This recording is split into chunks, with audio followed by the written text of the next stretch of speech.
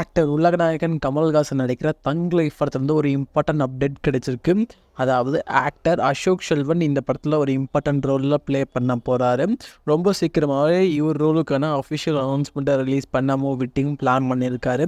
இப்போ பார்த்தீங்கன்னா ஜெயம் ரவிக்கு பதிலாக பார்த்தீங்கன்னா நம்ம அசோக் செல்வன் நடிக்க போகிறாரு இந்த படத்தில். இப்போ ரீசெண்டாக பார்த்தீங்கன்னா துல்கர் சல்மான் பதிலாக சிலம்பரசன் ரோல் வந்து பிளேஸ் பண்ண மாதிரி ஜெயம் ரவியோட ரோலுக்கு பதிலாக பார்த்தீங்கன்னா இப்போ வந்து அசோக் செல்வனோட ரோல் வந்து பிளேஸ் பண்ணியிருக்காங்க. கண்டிப்பாக வந்து ஒரு நல்ல கேஸ்டிங் தான் சொல்லி ஆகணும். பயப்படி பார்க்கலாம் மணிரத்னமோட சம்பவம் எந்த மாதிரி இந்த படத்தில் இருக்க போகுதுன்னு சொல்லிட்டு இந்த படத்தை பொறுத்த வரைக்கும் பார்த்தீங்கன்னா நம்ம உலகநாயகன் இம்பார்ட்டன்ட் ரோலில் ப்ளே பண்ணுறாங்க. இந்த படத்தில் நம்ம ரகுமான் இந்த படத்துக்கு நம்ம மியூசிக் போடுறாரு. இப்படி பார்க்கலாம் ரொம்ப வருஷத்துக்கு அப்புறம் இந்த காம்போவும் படம் பண்ணுறாங்க. எந்த மாதிரி இருக்க போகுதுன்னு சொல்லிட்டு நீங்கள் இந்த படத்துக்காக எவ்வளோ வெயிட் பண்ணுங்கன்னு சொல்லிட்டு கீழே கமெண்ட் பண்ணுங்கள். ஆக்டர் அண்ட் டேரக்டர் பிரதீப் ரங்கநாதரோட நெக்ஸ்ட் ப்ராஜெக்ட் பார்த்தீங்கன்னா டிராகன் சொல்லிட்டு டைட்டில் வச்சுருக்காங்க. இந்த படத்தோட டேரக்டர் பார்த்தீங்கன்னா அஸ்வன் மாரிமுத்து. இவர் பார்த்தீங்கன்னா ஓமை கடவுளே படத்தோட டேரக்டர். கரண்டாக இந்த படத்துக்கான ஷூட்டிங் வந்து இன்றைக்கி ஸ்டார்ட் பண்ணிட்டாங்க.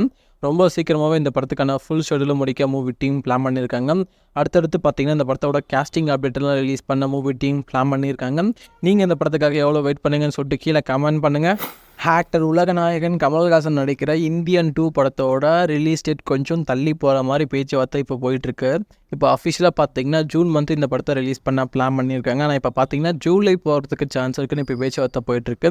போஸ்ட் ப்ரொடக்ஷன் ஒர்க்கில் கொஞ்சம் டைம் எடுக்கணுனால கொஞ்சம் ஒரு 1 மந்த் வந்து ரிலீஸ் டேட் தள்ளி வச்சுருக்காங்க. எப்படியும் பார்க்கலாம் கமல்ஹாசன் என்ன பிளான் வச்சிருக்காரு. அதே மாதிரி சங்கரோட செய்கை இந்த மாதிரி இந்த படத்தில் இருக்க போகுதுன்னு சொல்லிட்டு நீங்கள் இந்த படத்துக்காக எவ்வளோ வெயிட் பண்ணீங்கன்னு சொல்லிட்டு கீழே கமெண்ட் பண்ணுங்கள். பார்த்தீங்கன்னா நெக்ஸ்ட் வந்து டாக்ஸிக்ஸ்னு சொல்லிட்டு ஒரு படத்தில் நடிச்சிட்டு இருக்காரு. கரண்டாக இந்த படத்துக்கான ஷூட்டிங் போயிட்டு இருக்கு.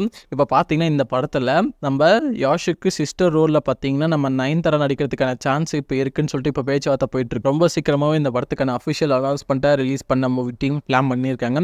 அது மட்டும் இல்லாமல் கரீனா கபூர் இந்த ரோலில் ப்ளே பண்ணுறதா இருந்தோம். அவங்க வந்து இந்த படத்துலேருந்து வெளியே போகிறாங்க. ஸோ அவங்கள ரீப்ளேஸ் பண்ணுற விதமாக தான் நம்ம நயன்தாரா உள்ளே வராங்க. கண்டிப்பாக வந்து இவங்களோட காம்போலாம் வேறு லெவலில் தான் இருக்க போது. இந்த படத்தோட டேரக்டர் பார்த்தீங்கன்னா கீதா மோகன்தாஸ். வெயிட் பண்ணி பார்க்கலாம் நம்ம கீதா மோகன்தாஸ் நம்ம யஷை வச்சு எப்படி தரமான சம்பவம் பண்ண போகிறான்னு சொல்லிட்டு. ஆஃப்டர் KGF 2க்கு அப்புறம் பார்த்தீங்கன்னா எந்த ஒரு அஃபிஷியல் அனௌன்ஸ்மெண்ட்டும் கிடையாது. இப்போ தான் இந்த படத்துக்கான அஃபிஷியல் அனௌன்ஸ்மெண்ட்டை ரிலீஸ் பண்ணாங்க. வெயிட் பண்ணி பார்க்கலாம் டாக்ஸிக் எந்த மாதிரி மூவியாக இவருக்கு அமைய போகுதுன்னு சொல்லிட்டு. ஆக்டர் தனுஷ் நடிக்கிற குபேரன் படத்துலேருந்து ஒரு சின்ன அப்டேட் வந்து நேற்றுக்கு ரிலீஸ் பண்ணிட்டாங்க.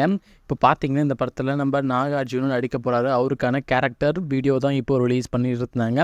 இந்த படத்தில் பார்த்தீங்கன்னா நாகார்ஜுனா பொறுத்தவரையும் ஒரு இன்வெஸ்டிகேஷன் ஆஃபீஸராக நடிக்கிறாரு. அந்த ரிலீஸ் பண்ண கிளிம்ஸ் வீடியோவில் அது வந்து நல்லாவே தெரிஞ்சது.